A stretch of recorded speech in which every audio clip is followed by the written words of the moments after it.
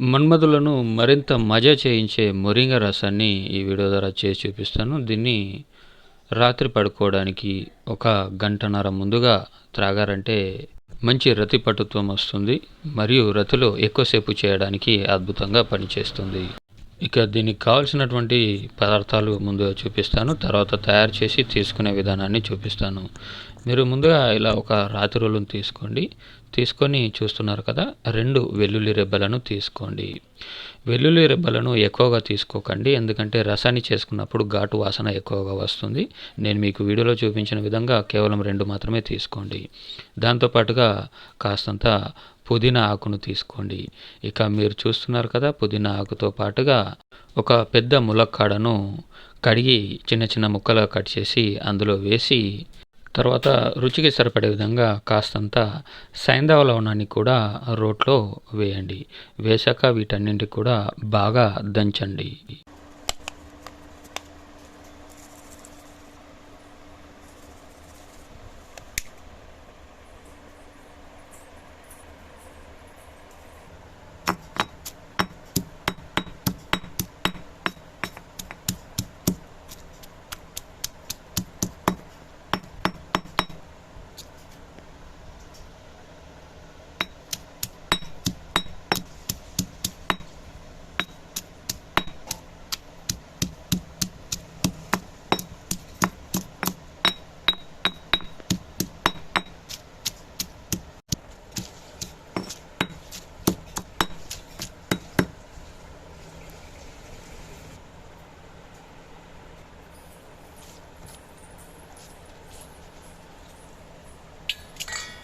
ఇలా దంచినటువంటి పదార్థాన్ని మీరు ఒక బౌల్లో వేయండి.